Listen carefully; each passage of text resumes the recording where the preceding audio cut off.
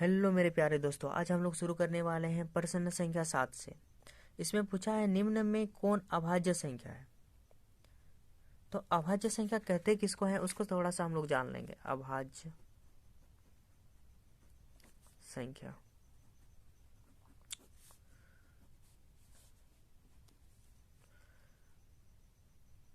वो संख्या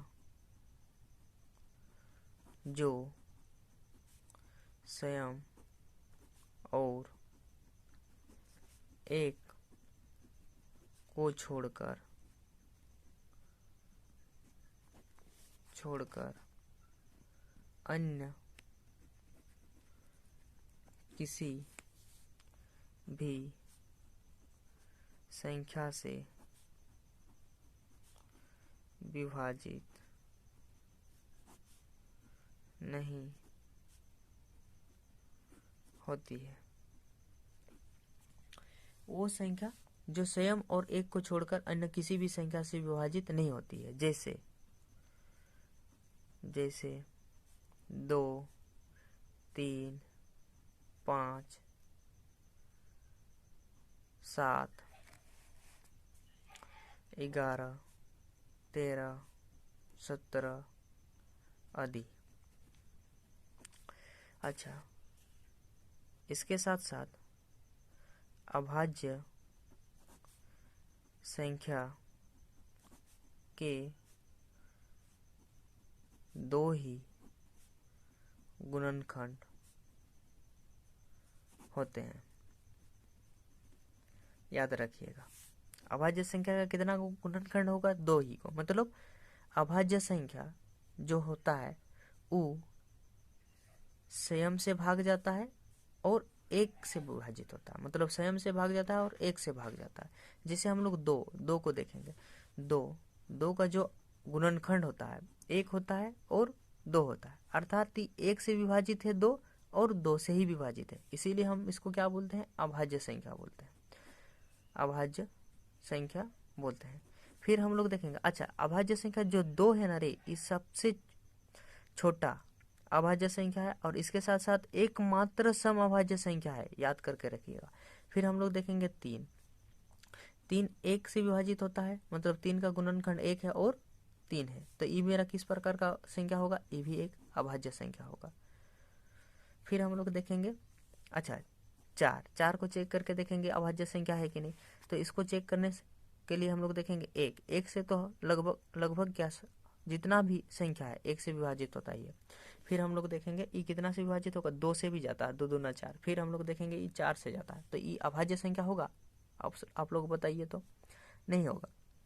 कैसे करके नहीं होगा? इसका जो एक्स्ट्रा है कितना है? 2। इसका एक्स्ट्रा गुणनखंड कौन है? 2। अगर ये अभाज्य संख्या होता तो ये किसका खाली इसका कौन गुणनखंड होता? 1 होता और 4 होता।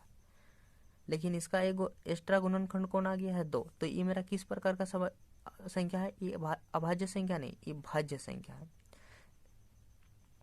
अच्छा, एक अभाज्य संख्या है ना भाज्य संख्या है? बताइए तो। एक का गुणनखंड कितना होगा? 1 होगा। और है नहीं। तब हम लोग कौन सा रूल देखेंगे? यहाँ पर देखेंगे कि अभाज्य संख्या के दो ही गुणनखंड होते हैं। इसका कितना को गुणनखंड होगा? 2 को होगा। लेकिन जो एक है इसका कितना को गुणनखंड हो रहा है? 1 ही को हो रहा है। तो ये अभाज्य संख्या नहीं है। अभी हम लोग देखेंगे क्या बोल रहा है मेरा क्वेश्चन। निम्नांकित में कौन अभाज्य संख्या है? अच्छा, दो अभाज्य संख्या है कि नहीं है? कैसे करके हम लोग देखेंगे। जो दो है इसका गुणनखंड कौन कौन है? 1 है और 2 है। इसका गुणनखंड कितना को हो गया? 2 को हो गया ना। और ये एक से विभाजित है और स्वयं से विभाजित है, इसीलिए इसको हम लोग बोलेंगे अभाज्य संख्या। तो इसका सही आंसर क्या हो जाएगा? ऑप्शन नंबर है। अच्छा, एक अभाज्य संख्या नहीं है। कैसे करके नहीं है? क्योंकि अभाज्य संख्या का और एक नियम होता है कि अभाज्य संख्या के दो ही गुणनखंड होते हैं। कितना को गुणनखंड होगा? 2 गुणनखंड होगा। और जब हम एक का गुणनखंड निकालते हैं एक का, तो कितना को गुणनखंड निकल रहा है? 1 को निकल रहा है। तो एक मेरा अभाज्य संख्या नहीं है।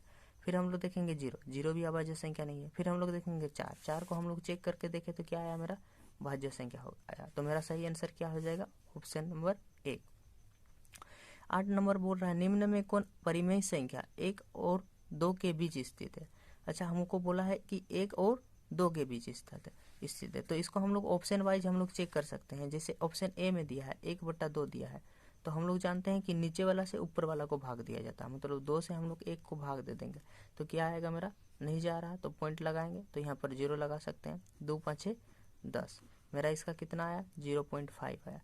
फिर हम लोग देखेंगे option number B. Option number B में मेरा क्या दिया है, 3/2 दिया है, तो मतलब हम लोग 2 से भाग देंगे 3 को, 2 से 3 को भाग देंगे तो 2 एकम 2 हो जाएगा, बचा कितना मेरा 1, और भाग जा रहा है, नहीं जा रहा, तो पॉइंट लगाएंगे। पॉइंट लगाने से यहाँ पर हम लोग 0 लगाने सकेंगे। 2 5 10, तो इसका मान कितना आया, 1.5। हम लोग को पूछा क्या था, 1 और 2 के बीच स्थित है। ये देखो जो मेरा 1.5 है, 1 और 2 के बीच स्थित है कि नहीं, तो इसका सही आंसर हो जाएगा ऑप्शन नंबर 2। और फिर हम लोग इसको भी चेक करके देख सकते हैं। जैसे 4/2 दिया है ऑप्शन 3 में, 2 दूना 4, मेरा इसको ये कर रहे हैं तो मतलब 2 से भाग दे रहे हैं। अच्छा, इसको तो इसे करके भाग दिए, अच्छा इसे करके दे रहे हैं, 2 से हम 4 को भाग देंगे तो मेरा कितना आएगा, 2 दूना 4 आएगा। कितना आ रहा है, 2। ये 1 और 2 के बीच में है, नहीं है, तो इसका सही आंसर क्या हो जाएगा, मेरा ऑप्शन नंबर 2 ही आ जाएगा। अब 5 को भी इसे करके भाग करके देखिएगा। फिर इसी प्रकार 9 नंबर भी बनेगा। फिर हम लोग देखेंगे 10 नंबर। 10 नंबर में हमको पूछा है, निम्न में कौन परिमेय संख्या इतना और इतना के बीच स्थित है। इसको हम लोग हरों का परिमेयकरण करके भी बना सकते हैं, लेकिन इसको सिंपल में याद रखिएगा। अगर हम लोग का हर समान रहेगा ना, तो हम लोग क्या कर देंगे, इसको जोड़ देना और कुछ नहीं करना है। 3/5 दिया है और मेरा कितना दिया है, 4/5 दिया है, तो ऊपर ऊपर ऐड कर देंगे और नीचे भी ऐड कर देंगे। 4 3 7, 5 5 10, 7/10 आंसर दिया है मेरा, ऑप्शन नंबर सी में दिया है, तो इसका सही आंसर क्या हो जाएगा, ऑप्शन नंबर सी। फिर मेरा दिया है 2 तथा 3 के बीच निम्न में से कौन सी परिमेय संख्या है, 2 और 3 के बीच। तो इसको भी हम लोग क्वेश्चन नंबर कितना 8 और 9 जैसे बना है, 8 और 9 भाग देके चेक कर लीजिएगा, परिमेय संख्या है। हाँ, फिर हम लोग देखेंगे पाई क्या है, पाई परिमेय संख्या है, अपरिमेय संख्या है, पूर्ण संख्या है, या इनमें से कोई नहीं। जब हम पाई क्या है मेरा, पाई क्या है, अपरिमेय संख्या। अगर पाई दिया रहेगा तो मेरा हो जाएगा अपरिमेय संख्या, क्या होगा, अपरिमेय संख्या। लेकिन अगर पाई का मान मेरा 22/7 दिया रहेगा तो क्या हो जाएगा, परिमेय संख्या हो जाएगा, याद रखिएगा। नेक्स्ट क्वेश्चन, शून्य क्या है, शून्य परिमेय संख्या है, अपरिमेय संख्या, प्राकृतिक संख्या, इनमें से कोई नहीं। जो मेरा शून्य है, शून्य क्या है मेरा, परिमेय संख्या। शून्य क्या है मेरा, 13 नंबर का ए आंसर हो जाएगा, परिमेय संख्या। किस लिए कि हम लोग शून्य को कैसे लिख सकते हैं, 0 जो मेरा शून्य है ऐसे, तो इसको हम लोग 0/1 के रूप में लिख सकते हैं। जो मेरा कौन सा फॉर्म में आ जाएगा, P/Q के फॉर्म में आ जाएगा, तो इसीलिए मेरा शून्य क्या हो जाएगा, एक परिमेय संख्या हो जाएगा। ये आप लोगों का जो वो 9 क्लास का चैप्टर 1 का 1.1 का पहला क्वेश्चन है, वास्तविक संख्या। अच्छा, वास्तविक संख्या कहते हैं किसको है, इसको भी जान लेते हैं थोड़ा। वास्तविक संख्या, वास्तविक संख्या में कुछ याद मत रखिएगा, वास्तविक संख्या में कुछ याद मत रखना। वास्तविक संख्या में खाली इतना याद रखना कि परिमेय संख्या और प्लस अपरिमेय संख्या। अगर परिमेय संख्या भी और अपरिमेय संख्या का जो परिवार होता है उसी को हम लोग बोलते हैं वास्तविक संख्या। अर्थात जो हम लोग का वास्तविक संख्या है ना, इसमें परिमेय संख्या भी आता है और मेरा कौन आता है, अपरिमेय संख्या भी आता है। तो इसमें पूछा है वास्तविक संख्या है, परिमेय संख्या भी वास्तविक संख्या होता है, अपरिमेय संख्या भी वास्तविक संख्या होता है। 3 नंबर बोला है एक और दो दोनों, तो इसका सही आंसर क्या हो जाएगा, 3 नंबर, 1 और 2 दोनों। फिर हम लोग नेक्स्ट क्वेश्चन देखेंगे। नेक्स्ट क्वेश्चन में हम लोग को पूछा है प्रत्येक परिमेय संख्या है। प्रत्येक परिमेय संख्या क्या होता है, एक प्राकृतिक संख्या, एक पूर्ण संख्या, एक पूर्णांक संख्या, एक वास्तविक संख्या। जो मेरा प्रत्येक परिमेय संख्या होगा ना, हम अभी ये बोले कि वास्तविक संख्या किसको कहते हैं, मेरा जितना भी परिमेय संख्या है उसको हम लोग क्या बोलेंगे, वास्तविक संख्या बोल सकते हैं। और मेरा जितना भी अपरिमेय संख्या है उसको हम लोग क्या बोल सकते हैं, अपरिमेय संख्या बोलते हैं। अच्छा, आप लोगों को एक क्वेश्चन पूछ रहे हैं, क्या मेरा जितना वास्तविक संख्या है वो परिमेय संख्या है, परिमेय संख्या है, बताइए तो आपका आंसर क्या आएगा, नहीं। जितना वास्तविक संख्या है वो परिमेय संख्या नहीं है। किस लिए कि वास्तविक जो संख्या उसमें अपरिमेय भी लगा है, और अपरिमेय संख्या तो परिमेय संख्या नहीं हो सकता। तो जितना वास्तविक संख्या है वो परिमेय संख्या नहीं है। लेकिन जितना मेरा परिमेय संख्या है उसको हम लोग बोल सकते हैं कि वो सब वास्तविक संख्या है। इसी प्रकार जितना भी वास्तविक संख्या है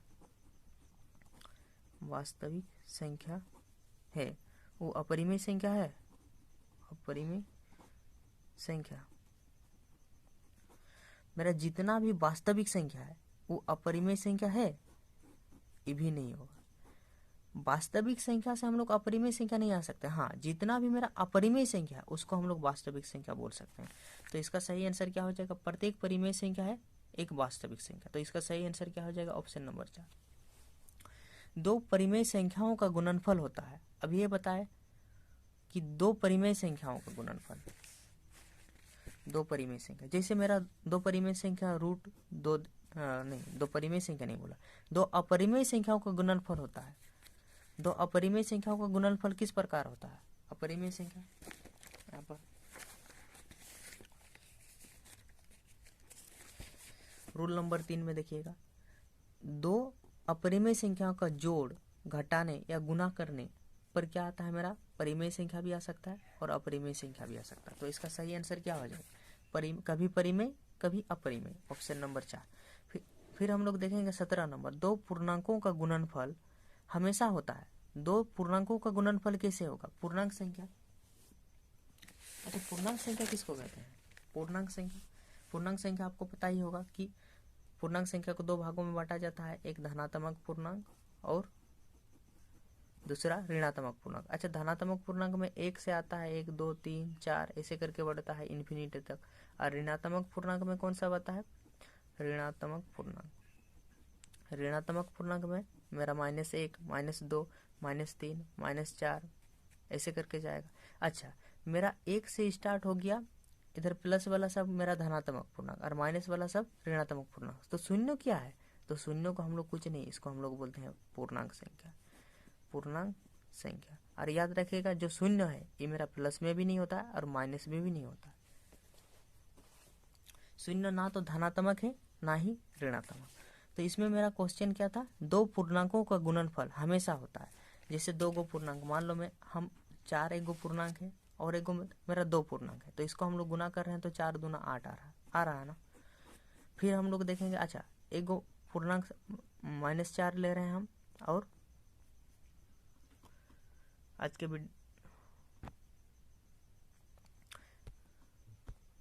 -4 ले रहे हैं और दूसरा हम ले रहे हैं -2। तो इसको हम लोग इंटू करेंगे तो कितना आएगा? माइनस माइनस माइनस प्लस 4 दूना 8। तो ये मेरा जो प्राप्त हो रहा परिणाम, ये क्या है? पूर्णांक संख्या है ना। तो ये मेरा क्या होगा? पूर्णांक संख्या। तो इसका क्या होगा? दो पूर्णांकों का गुणनफल हमेशा क्या होता है? पूर्णांक संख्या होता है।